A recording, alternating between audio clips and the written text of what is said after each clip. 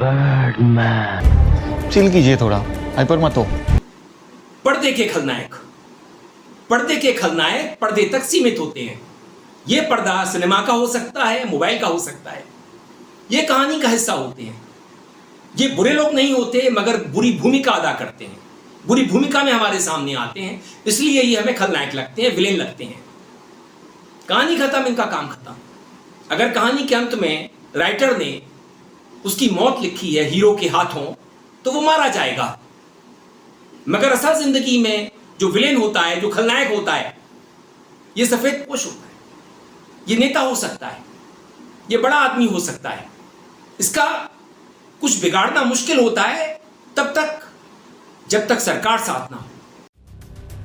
Janata Dal secular JDS के पूर्व सांसद प्रज्वल रेवन्ना का राजनीतिक करियर अब एक काले अध्याय में तब्दील हो चुका है। शनिवार 2 अगस्त 2025 को कर्नाटक विशेष अदालत ने उसे बलात्कार के एक संगीन मामले में दोषी करार देते हुए आजीवन कारावास की सजा सुनाई। जो कभी संसद की गलियों में भविष्य का नेता माना जाता था, वो अब कानून के कटघरे में बलात्कार का अपराधी है। ये सब कुछ शुरू हुआ अप्रैल 2024 लोकसभा चुनाव के आसपास, जब कर्नाटक के हासन जिले में प्रज्वल रेवन्ना से जुड़े 2000 से ज्यादा कथित सेक्स वीडियो की पेन ड्राइव सामने आई। वीडियो ने पूरे देश में सनसनी फैला दी। वीडियो में रेवन्ना खुद कई महिलाओं के साथ आपत्तिजनक हालत में पाए गए, जिस पर रेवन्ना ने आरोप लगाया कि ये वीडियो चुनाव से पहले उसकी छवि धूमिल करने की साजिश है। लेकिन हकीकत इससे कहीं ज्यादा गंभीर निकली। 26 अप्रैल 2024 को वोटिंग के अगले ही दिन रेवन्ना राजनयिक पासपोर्ट के जरिए विदेश भाग निकले और फिर शुरू हुई जाँच की प्रक्रिया। कर्नाटक सरकार ने इसके लिए SIT का गठन किया। जाँच में जल्द ही एक चौंकाने वाला मामला सामने आया। रेवन्ना के घर में काम करने वाली एक महिला ने आरोप लगाया कि रेवन्ना ने उसके साथ 2 बार रेप किया, एक बार हासन के गनिकाडा फार्म हाउस में और फिर बेंगलोर में लॉकडाउन के दौरान। इसके बाद महिला अचानक गायब हो जाती है। आरोप ये भी लगाया जाता है कि रेवन्ना के माता पिता ने पीड़िता को अगवा कर लिया है ताकि वो अपना बयान कोर्ट में ना दे पाए।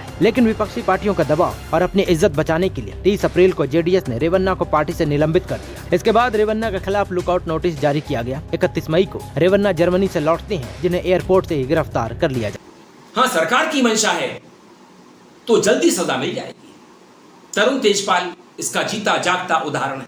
तहलका वाले प्रज्वल रेवन्ना जैसे नाम आपने सुने होंगे। ब्रजभूषण शरण सिंह महिला पहलवानों के साथ क्या हुआ, दिल्ली पुलिस ने क्या किया, हाथरस कांड, बनारस काशी हिंदू विश्वविद्यालय परिसर, 3 भाजपा के बड़े नेता एक लड़की के साथ बलात्कार करते हैं।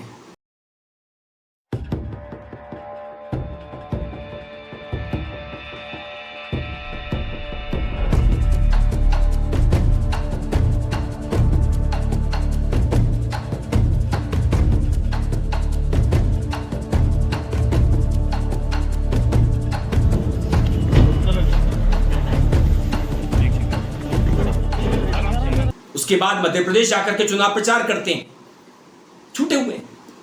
पीड़िता को अभी तक न्याय नहीं मिल सका है। कैसे मिलेगा, सरकार का हाथ है।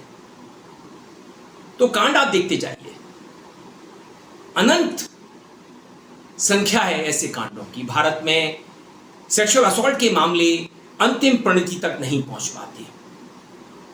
18 सितंबर 2022 उत्तराखंड, यहां की चिल्ला नहर में, ऋषिकेश की चिल्ला नहर में अंकिता भंडारी की लाश मिलती है। आरोप लगता है आर्या परिवार के ही बेटे पुलकित आर्या और उसके साथियों पर। पुलकित आर्या ऋषिकेश के ही एक इलाके में वंतारा नाम का रिसोर्ट चलाया करता था। पुलकित चाहता था कि अंकिता भंडारी उसके इस्तेमाल में आए। उसके जो मेहमान आते हैं उनके सामने अंकिता भंडारी परोसी जाएं। अंकिता इसके लिए इनकार कर देती है। उनका ज़मीर इसकी इजाजत नहीं देता। उसके बाद की कहानी सबके सामने है। आर्या की और उसके साथियों की गिरफ्तारी हुई, लेकिन आज तक कुछ बिगड़ा नहीं है। 4 साल लंबा समय होता है। पुष्कर सिंह धामी उत्तराखंड के मुख्यमंत्री हैं, तब से लेकर के आज तक उत्तराखंड ने ना जाने कितने आंदोलन अंकिता भंडारी के लिए देखे हैं। तो मैं आपको आश्वासन दिलाना चाहता हूं कि ये लड़ाई अंकिता भंडारी तक सीमित नहीं रहेगी। अंकिता भंडारी को तो न्याय हम दिलाएंगे ही दिलाएंगे। इसके अलावा जो ममता बहुगुणा वाला केस था इस शहर का, उसको भी मजबूती से लड़ा जाएगा। हमने यहाँ पे जब धरना चल रहा था तब भी उस मुद्दे को मजबूती से उठाया। और पूर्व में आपको पता है कि किरण नेगी के साथ किस तरह से उसको सुप्रीम कोर्ट से भी वहां से न्याय नहीं मिला। तो ये सारे एग्जाम्पल हमारे पास है, इनसे हमने सबक सीखा है और ये लड़ाई कंटिन्यू रहेगी। इसमें कोई दो राय वाली बात नहीं है कि इससे हमारा जो इन्होंने हमारे साथ किया है उससे आत्मविश्वास और ज्यादा बढ़ा है, क्योंकि जब समाज खड़ा हो जाता है पीछे से तो आदमी का जो हिम्मत होती है वो और बढ़ती है। और लड़ाई लड़ते लड़ते अगर एक 50 साल का आप सोच लें कि मारा जाता है और जो छोटे छोटे बच्चे हैं 15 साल के, 20 साल के, 25 साल के, उनका भविष्य सुरक्षित हो जाता है, तो इससे कोई बहुत ज्यादा फर्क नहीं पड़ता, क्योंकि और भी ज्यादा घिनौनी हरकत हो सकती है। मैं हरिद्वार से आई हूँ, भाजपा से मंडल अध्यक्ष हूँ। ऐसी भाजपा को, ऐसी गंदी भाजपा को जिसने आज हमें रुला दिया, हमारी पहाड़ की बेटी 19 साल की बेटी के साथ ऐसा बलात्कार किया और फिर उसे धक्का दे दिया। सुजाता पॉल जो कांग्रेस की उपाध्यक्षा हैं उत्तराखंड की, वो कई बार आंदोलन कर चुकी हैं। उत्तराखंड के लोग लगातार आंदोलित रहते हैं इस मामले को लेकर के। कांग्रेस ने सरकार पर गंभीर आरोप लगाते हुए मोर्चा खोल रखा है। इन सब घटनाक्रम के बीच मुख्यमंत्री पुष्कर सिंह धामी ने मीडिया के सामने आए। उन्होंने बताया कि अब तक सरकार ने मामले में क्या क्या किया। महिला आईपीएस अधिकारी के नेतृत्व में एसआईटी कमेटी का गठन किया गया और एसआईटी ने पूरी जांच की, फौरन 3 आरोपियों को पकड़ा दी। हमने तत्काल पुलिस विभाग को, अन्य प्रशासन को तत्काल कहा कि जैसे भी होता है सब जो भी इसके आरोपी हैं या जिनके ऊपर आरोप हैं उनको तत्काल गिरफ्तार किया जाना चाहिए, कोई पकड़ से बाहर नहीं जाना चाहिए। और तत्काल उन सभी वो 3 के 3 जो आरोपी थे उस समय के, वो तीनों को गिरफ्तार किया गया और जिस स्थान पर उन्होंने बताया वहां से बॉडी को रिकवर किया गया। फिर जो कार्रवाई होती है, समस्त औपचारिकताएं जो कानूनी रूप से होती हैं वो पूरी की गई और पूरी करने के बाद तत्काल ही हमने महिला आईपीएस अधिकारी के चेयरमैनशिप में या कहिए उनके नेतृत्व में एक कमेटी का गठन किया, एसआईटी जांच का गठन किया। इस दौरान सीएम धामी ने एक ऑडियो का जिक्र किया और कहा कि इससे सत्यता आते ही सरकार हर जांच के लिए तैयार है। अंकिता भंडारी के माता पिता बुजुर्ग हैं, वो नेता प्रतिपक्ष राहुल गांधी से मिलते हैं।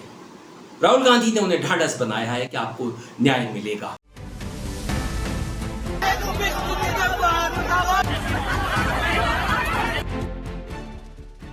कांग्रेस नेता राहुल गांधी ने बीते 2 दिन पहले अंकिता भंडारी के परिवार से मुलाकात की। बता दें कि साल 2022 में उत्तराखंड की रहने वाली रेप पीड़िता अंकिता भंडारी मामले में बीते 4 साल से न्याय की आस लगाए परिवार से राहुल ने मुलाकात की। इसके बाद शनिवार को उन्होंने सोशल मीडिया पर एक पोस्ट किया। राहुल ने अपने एक्स पोस्ट में लिखा, अंकिता भंडारी के परिवार से 2 दिन पहले मिला। 4 साल बीत चुके हैं, लेकिन आज भी वो न्याय का इंतजार कर रहे हैं अपनी बच्ची के खिलाफ एक ऐसे अपराध के लिए जिसकी कोई माफी नहीं। सिर्फ 19 साल की अंकिता वनतारा रिजॉर्ट में रिसेप्शनिस्ट थी, जहां एक वीआईपी मेहमान की शर्मनाक मांग का विरोध करने पर चिला नहर में डुबोकर उनकी हत्या कर दी गई। पोस्टमार्टम रिपोर्ट ने हिंसा और डुबोने के सबूतों की पुष्टि भी की, मगर रिजॉर्ट में अंकिता के रूम को किसी भी तरह की जांच होने से पहले ध्वस्त कर दिया गया, जो खुद में संदेहपूर्ण है। इस दुखद मामले में सबसे शर्मनाक बात है कि राज्य सरकार खुद आज तक उस वीआईपी को संरक्षण दे रही है। क्यों? क्योंकि वो बीजेपी आरएसएस का बड़ा नेता है। यही बीजेपी की विकृत मानसिकता है, बलात्कारियों और अपराधियों को बचाना, उनका राजनीतिक संरक्षण करना, यहाँ तक कि बलात्कार के दोषियों का फूल मालाओं से स्वागत करना। हो सकता है उत्तराखंड में सत्ता परिवर्तन भी हो। सत्ता परिवर्तन होगा तो अंकिता भंडारी के परिवार को, उनके माता पिता को न्याय अवश्य मिलेगा। मैंने अंकिता भंडारी मामले पर कई वीडियो बनाई थी। मेरा चैनल जो डिमोनेटाइज हो चुका है अरविंद वन नाम का, उस पर मेरे कई वीडियोस हैं। आज मुझे फिर लगा कि मैं एक वीडियो बनाऊं, क्योंकि मैं अंकिता मामले से लगातार जुड़ा रहा हूं, खबर लेता रहा हूं कि उस मामले में आज तक क्या हुआ है। वीडियो पसंद आने पर आप इसे लाइक करें, दोस्तों साथियों में शेयर करें, चैनल को सब्सक्राइब भी कर दें, बेल आइकन का घंटी जैसा बटन दबाएं, जिससे कि आने वाले वीडियो की आपको नोटिफिकेशन मिल सके। आप अपनी प्रतिक्रिया मेल आईडी और कमेंट बॉक्स में भेज सकते हैं। मैं था आपके साथ अरविंद, आप देख रहे थे मुझे अपने ही मंच अरविंद से पर। नमस्कार।